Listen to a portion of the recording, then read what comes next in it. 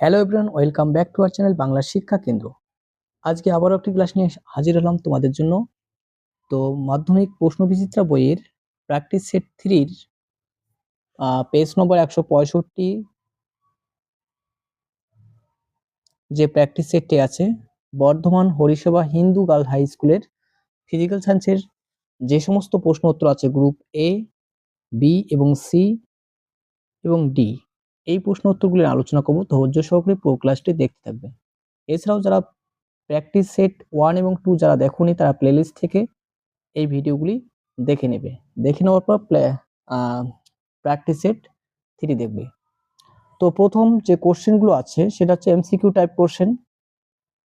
তো প্রথম প্রশ্ন বলছে 4টি প্রশ্ন দেওয়া আছে, তাদের মধ্যে সঠিক উত্তরটি লিখতে বলছে। গ্রিন হাউস প্রভাব সৃষ্টিতে কার্বনের অবদান কতটা হবে? সঠিক উত্তর হবে অপশন ডি, 60%। সিজিএস পদ্ধতির সার্বজনীন গ্যাস ধ্রুবকের মান আর মোল ইনভার্স কে ইনভার্স এককে কত হবে? 1.2 সঠিক উত্তর অপশন বি, 8.31 10⁻7। সাদা আলোর প্রিজমের মধ্য দিয়ে বিস্ফোরণ হলে পর্দায় সবার উপরে দেখা যাবে কোন বর্ণটা দেখা যাবে? 1.3 সঠিক উত্তর কি হবে? সঠিক উত্তর হবে অপশন বি, লাল বর্ণ দেখা যাবে। 4 নম্বর প্রশ্ন হচ্ছে শূন্য মাধ্যমে আলোর বেগ যে কোনো মাধ্যমে আলোর বেগের চেয়ে কোনটি হবে? বেশি না কম না সমান না কোনোটি নয়? 1/4 সঠিক উত্তর বেশি হবে অপশন এ। বায়ুমণ্ডল না থাকলে মেঘমুক্ত আকাশ কেমন দেখাতো? সঠিক উত্তর হবে অপশন ডি, কালো দেখা যাবে।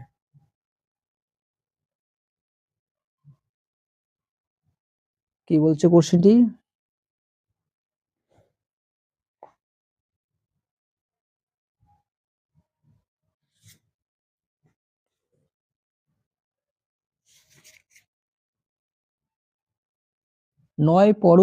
পরমাণু ক্রমাঙ্ক বিশিষ্ট মৌলটির যোজ্যতা হলো 9 পরমাণু ক্রমাঙ্ক বিশিষ্ট 9টি ইলেকট্রন পরমাণু ক্রমাঙ্ক যা ইলেকট্রনতা, তাই ইলেকট্রন বিন্যাস করলে 2, কত হবে 7।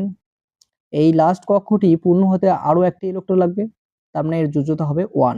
যতটা ইলেকট্রন লাগবে কক্ষ পূর্ণ হতে ততটাই হচ্ছে ওর যোজ্যতা। ঠিক আছে, তাহলে সঠিক উত্তর অপশন 1 হবে যোজ্যতা। নেক্সট 1.7 সঠিক উত্তর কি বলছে? কোন যৌগটিতে সমযোজী দ্বিবন্ধন আছে? নিচে কাদের মধ্যে দ্বিবন্ধন আছে সেটা তোমাকে বের করতে বলছে। সঠিক উত্তর হবে CO2, কার্বন ডাই অক্সাইড গ্যাসের এখানে দ্বিবন্ধন আছে। তো আমাদের এমসিকিউ কোশ্চেন কমপ্লিট। এবার আমরা গ্রুপ বির কিছু সংক্ষিপ্ত প্রশ্ন উত্তর আলোচনা করব। আর যারা চ্যানেলে নতুন তাদেরকে বলছি অবশ্যই চ্যানেলটি সাবস্ক্রাইব করে নতুন বন্ধুদের মাঝে ভিডিওটি বেশি বেশি করে শেয়ার করবেন। তো দেখা যাক আমাদের গ্রুপ বি তে যে প্রশ্নগুলি আছে সেগুলো নিয়ে এক এক করে আলোচনা করছি।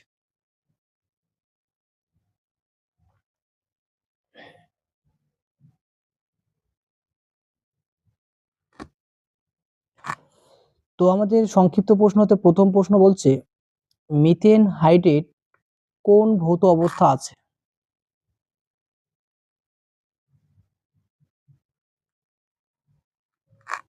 সঠিক উত্তর কি হবে? মিথেন হাইড্রেট কোন ভৌত অবস্থা আছে? এই সঠিক উত্তর মিথেন হাইড্রেট একটি ক্লাসাকার কঠিন পদার্থ। ঠিক আছে, মিথেন হাইড্রেট এক প্রকার ক্লাসাকার কঠিন পদার্থ। এর সংকেতটা কি হবে? 4 অণু মিথেন অর্থাৎ CH4 ইনটু 23H2। এটাও মনে রাখবে। সৌরকোষে ব্যবহৃত কোষে কোন অর্ধপরিবাহী ব্যবহৃত হয়? সঠিক উত্তর হবে সিলিকন, SiN। সিলিকন সৌরকোষে অর্ধপরিবাহী হিসেবে ব্যবহার করা হয়। পূর্ণ স্থিতিস্থাপক সংঘর্ষে গ্যাসের অণুগুলি গতিশক্তি কিরূপ পরিবর্তন ঘটে? গ্যাসের গতিশক্তিগুলি সংরক্ষিত থাকে অর্থাৎ অপরিবর্তিত থাকে। 1 মোল গ্যাসের ক্ষেত্রে আদর্শ গ্যাসের সমীকরণটি কি হবে? আমাদের n মোল গ্যাসের ক্ষেত্রে সমীকরণ হচ্ছে PV = nRT, তাই না? এখানে বলছে 1 মোল, তাহলে 1 মোল গ্যাসের ক্ষেত্রে n এর জায়গায় 1 বসবে, তাহলে RT। 1 মোল গ্যাসের সমীকরণটি কি হবে? PV = RT হচ্ছে সঠিক উত্তর। তো নেক্সট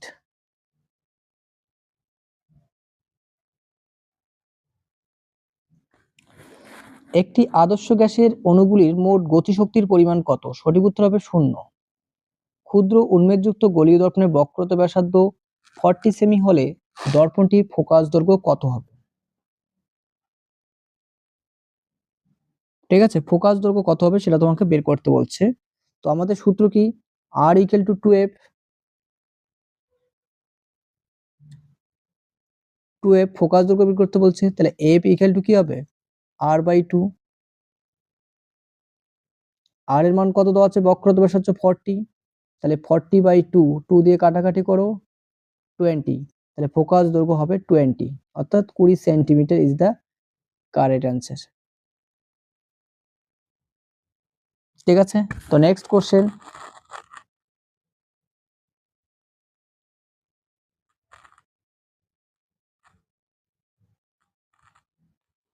নেক্সট একটা অথবা বলছে একটি অবতল দর্পণের ফোকাস দৈর্ঘ্য 20 সেন্টিমিটার 10 সেন্টিমিটার জলে নিমজ্জিত করলে এর ফোকাস দৈর্ঘ্য কত হবে?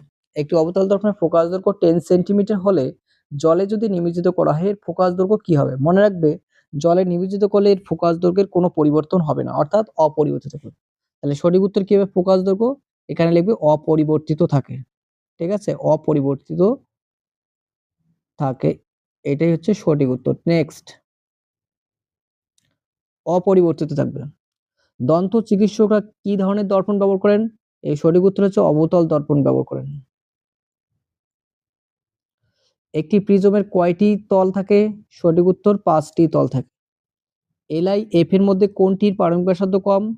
উত্তর হচ্ছে এফ।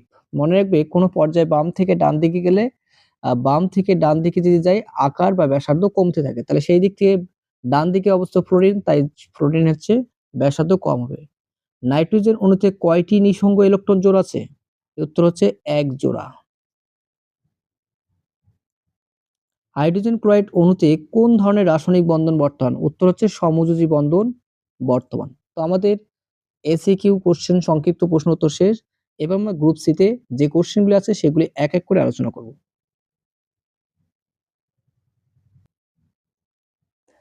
নেক্সট বলছে ভূতাপ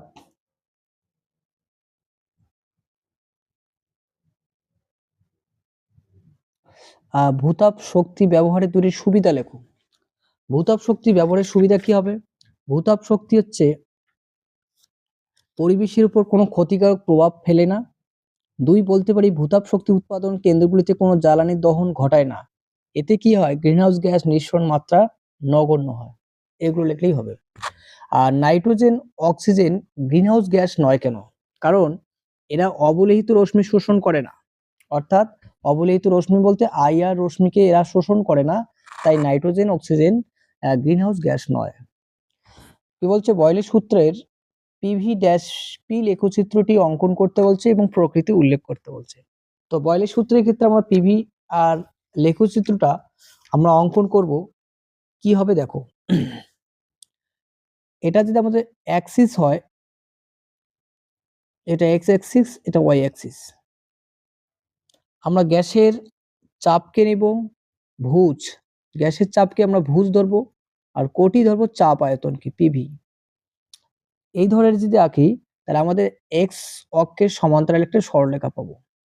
এটাই হচ্ছে আমাদের লেখচিত্র। আর ভাষা লিখবে স্থির উষ্ণতায় নির্দিষ্ট গ্যাসের চাপকে ভুজ এবং চাপ আয়তন কোটি ধরে লেখচিত্র অঙ্কন করা হলো, যা চাপ অক্ষের সমান্তরাল সরলরেখা হবে। তো নেক্সট কোশ্চেন কি বলছে?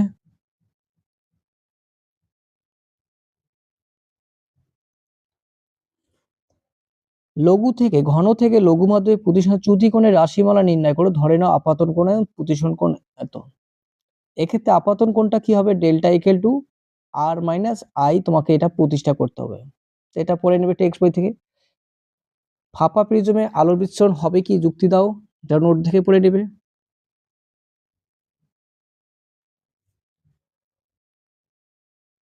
নেক্সট কোশ্চেন বলছে পর্যায় সারণীতে শ্রেণী বরাবর মৌলের জারণ ও বিজারণ ধর্মে কিরূপ পরিবর্তন ঘটে? তো কোশ্চেনটি খুবই ভালো প্রশ্ন। পর্যায় সারণীতে শ্রেণী বরাবর জারণ এবং বিজারণ ধর্মে কিরূপ পরিবর্তন হয় সেটা তোমাকে জানতে চেয়েছে। তো পর্যায় বরাবর কি হয়? বাম থেকে ডান দিকে গেলে কি হয়? পরমাণুর সংখ্যা যে জারণ ক্ষমতা বৃদ্ধি পায়। আর বিজারণ ক্ষমতা কি হয়, হ্রাস পায়। আর শ্রেণী বরাবর ক্ষেত্রে কি হয়, শ্রেণী বরাবরের ক্ষেত্রে কোনো পর্যায়ে বাম থেকে শ্রেণী থেকে উপর থেকে নিচে এলে জারণ ক্ষমতা কমে এবং বিজারণ ক্ষমতা বৃদ্ধি পায়। তবে MgCl2 বন্ধন কি বন্ধন আছে, তড়িৎ বন্ধন আছে, এটা বন্ধনটা দেখাইতে বলছে। MgCl2 এর ক্ষেত্রে দেখো বন্ধনটি আমাদের ম্যাগনেসিয়াম আছে একটি,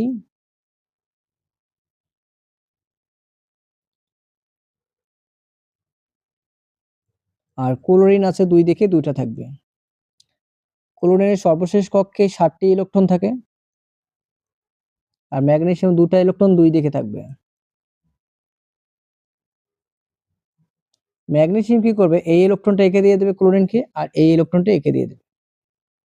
তাহলে কি হবে, ক্লোরিন কি হবে, ক্লোরিন হচ্ছে একটা ইলেকট্রন নিল তার জন্য মাইনাস, আর ম্যাগনেসিয়াম দুটো ইলেকট্রন বর্জন করলো তার মাথায় প্লাস, আর ক্লোরিন একটা গ্রহণ করলো Cl মাইনাস। অর্থাৎ এটাকে আমরা লিখতে পারি Mg2 প্লাস Cl2 মাইনাস। তাহলে এটাকে একসঙ্গে লেখা যায় MgCl2। ঠিক আছে, এইভাবে করে দেখাবো। তো নেক্সট কোশ্চেন বলছে মৌলগুলি পারমাণবিক সংখ্যা দেওয়া আছে 3 এত 11 19 20 সঙ্গে ক্লোরিন বিক্রিয়া সমযোজী না তড়িৎ গঠন করবে। তা আমরা বির যদি ইলেকট্রন বিন্যাস করি, বির ইলেকট্রন বিন্যাস করলে কি হবে, 11টা আছে ইলেকট্রন, তাহলে 2,8 1 থাকতেছে লাস্ট কক্ষে। আর ক্লোরিন Cl এর ইলেকট্রন থাকে হচ্ছে 17টি, তাহলে 2 8 7 লাস্ট কক্ষে 7টি। এবার কি হবে, এই ইলেকট্রনগুলো বলছে ক্লোরিন আর বির সঙ্গে বিক্রিয়া করতে বলছে। তাহলে বি এর লাস্ট কক্ষে একটা ইলেকট্রন আছে, ক্লোরিনের কয়টা আছে, 7টি আছে।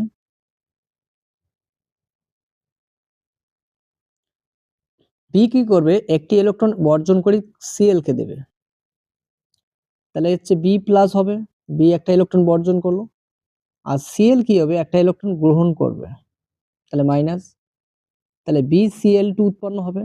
অর্থাৎ এক্ষেত্রে তড়িৎ যৌগ গঠন করবে। ঠিক আছে, নেক্সট কোশ্চেন হচ্ছে এক্স ওয়াই জেড তিনটি মৌলের পারমাণবিক অঙ্ক 6 9 12। তাহলে এক্স কত আছে, 6, এর ইলেকট্রন বিন্যাস করলে 2,4, ওয়াই আছে আমাদের 9, ইলেকট্রন বিন্যাস করলে 2,7, আর জেড কত আছে 12, তাহলে 2 8 2। আমাদের ওয়াই মৌলটি কি করবে, ওয়াই মৌলটি একটা ইলেকট্রন গ্রহণ করবে, গ্রহণ করে নিষ্ক্রিয় গ্যাসের ন্যায় আচরণ করবে, আর গ্রহণ করলে কি হবে, অ্যানায়ন গঠন করবে, অর্থাৎ মাইনাস চিহ্ন উৎপন্ন করবে। তাহলে ওয়াই মৌলটি হচ্ছে অ্যানায়ন গঠন করবে। আর জেড মৌলটি কি করবে, দুটো ইলেকট্রন বর্জন করবে। তা দুটো ইলেকট্রন যদি বর্জন করে তার মাথায় আসবে জেড প্লাস 2 প্লাস, অর্থাৎ ক্যাটায়ন উৎপন্ন করবে। তাহলে জেড মৌলটি ক্যাটায়ন উৎপন্ন করবে। তো আমাদের কোশ্চেন অ্যান্সার হয়ে গেল। তো নেক্সট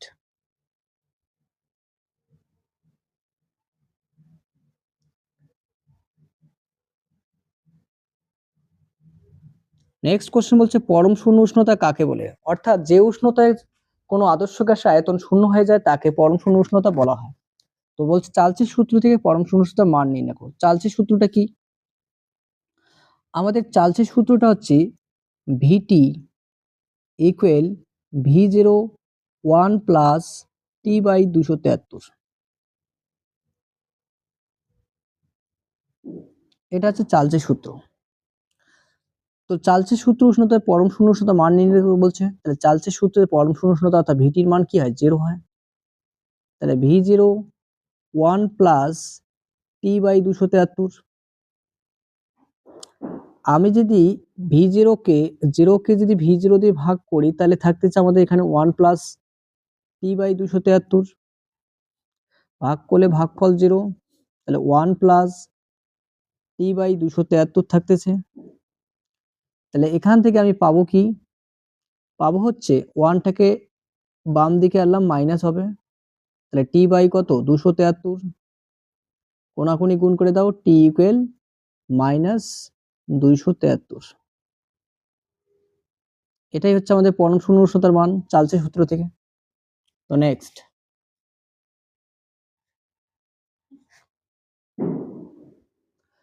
কোশ্চেন বলছে একটি গ্যাসের মধ্যে কিছু ধূলিকণা রয়েছে, উষ্ণতা স্থির রেখে গ্যাসের চাপ দ্বিগুণ করলে ধূলিকণা গ্যাসের আয়তন 1000 ml থেকে কমে 501.25 ml।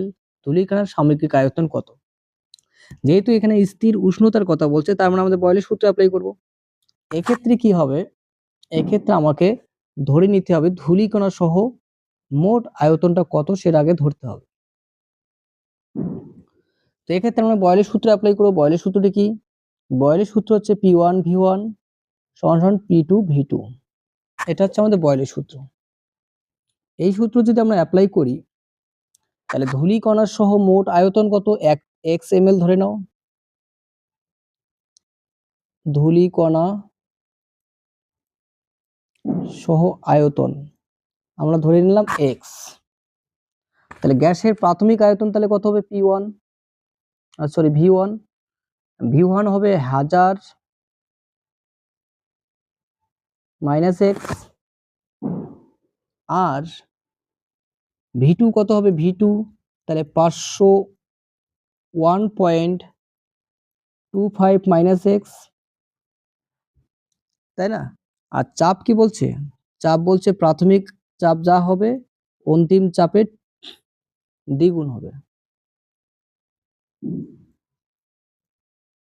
ঠিক আছে, এটা হচ্ছে P2। তো এই মানগুলো আমরা সূত্রে অ্যাপ্লাই করব।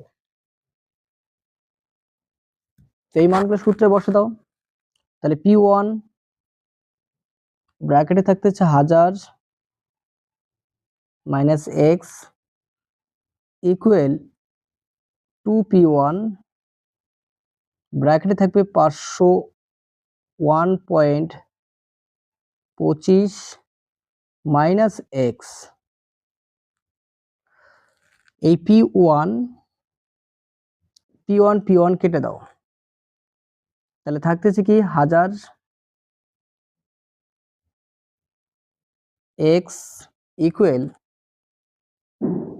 2 ইন্টু 501.25 - x। এটাকে ক্যালকুলেশন করে দেখবে x ইকুয়াল 2.5 ml আসবে। ঠিক আছে, তো নেক্সট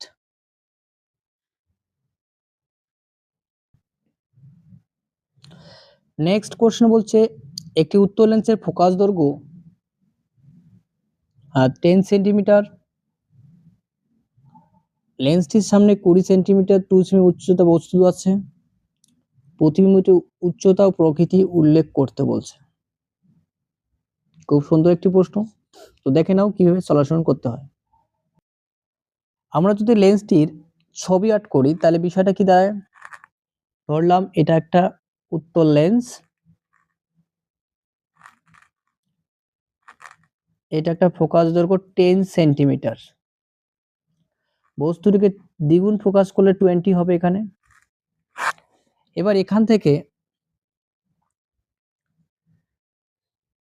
প্রতিবিম্ব, এখানে একটা বস্তু রাখা আছে, তার উচ্চতা আছে 2 সেন্টিমিটার। তাহলে কোশ্চেনে কি কি দেওয়া আছে? ফোকাস দৈর্ঘ্য দেওয়া আছে f দেওয়া আছে কত? 10 সেমি। ইউ বস্তুর দূরত্ব দেওয়া আছে 20 সেন্টিমিটার, অর্থাৎ দ্বিগুণ ফোকাস দূরত্বে। তাহলে প্রতিবিম্বটি কি হবে? প্রতিবিম্বটি হবে সৎ সমশীর্ষ আর বস্তুর সমান আকারে হবে, অর্থাৎ প্রতিবিম্বটির উচ্চতা তখন আসবে 2 সেন্টিমিটার। দ্বিগুণ দূরত্বে কোনো বস্তু রাখলে তার সম আকৃতি সৎ অবশিষ্য এবং বস্তুর সমান আকারে প্রতিবিম্ব গঠিত হয় এবং বস্তুটির উচ্চতাও 2 সেন্টিমিটার হবে। তো এই ছিল কোশ্চেনটির অ্যান্সার। তো নেক্সট সেম একটি কোশ্চেন আছে। একটি বস্তুর দৈর্ঘ্য দেওয়া আছে 5 সেন্টিমিটার, একটি উত্তল লেন্সের সামনে 2 সেন্টিমিটার দূরত্বে 10 সেন্টিমিটার দৈর্ঘ্যের প্রতিবিম্ব পাওয়া যায়, রৈখিক বিবর্তন ও প্রতিবিম্ব দূরত্ব কত হবে? খুবই একটি গুরুত্বপূর্ণ প্রশ্ন একটি। তো কি কি দেওয়া আছে আমরা সাইড নোট করব। বস্তুর দৈর্ঘ্য দেওয়া আছে h1 দেওয়া আছে তোমার 5 সেমি। বস্তুর দূরত্ব দেওয়া আছে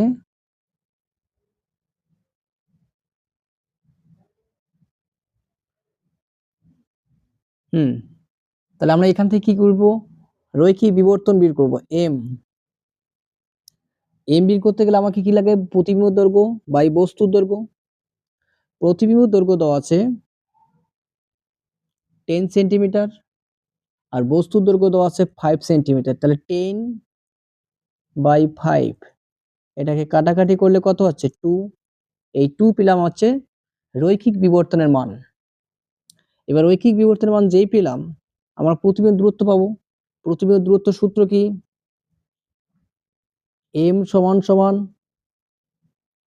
কি থাকবে, প্রতিবিম্ব দূরত্ব ভি আর বস্তু দূরত্ব আমরা এখনই পেলাম কত, বস্তু দূরত্ব কত আছে 2 আছে, এই যে 2 সেন্টিমিটার, তাহলে 2 আর এম এর মান রৈখিক বিবর্তন কত আছে 2, তাহলে ভি সমান সমান কত আসবে 4 সেন্টিমিটার। এটাই হচ্ছে প্রতিবিম্ব দূরত্ব। তাহলে প্রতিবিম্ব দূরত্ব 4 সেন্টিমিটার আর রৈখিক বিবর্তন 2, অনলি 2, রৈখিক বিবর্তনে কোনো একক হয় না। তো নেক্সট কোশ্চেন বলছে 4-3, একটি সরল ক্যামেরায় কি ধরনের লেন্স ব্যবহৃত হয়। এই সঠিক উত্তর হবে, সরল ক্যামেরায় আমাদের যে লেন্স ব্যবহার করি সেটি হচ্ছে কি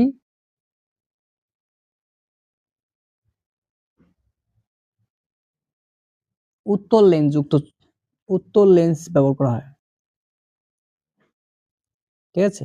আর ক্যামেরায় তোলা ছবির বৈশিষ্ট্য কি হবে, ক্যামেরায় তোলা ছবির বৈশিষ্ট্য হবে প্রতিবিম্বটা কি হবে, সৎ হবে, অবশিষ্ট এবং বস্তুর সমান আকারের তৈরি হবে।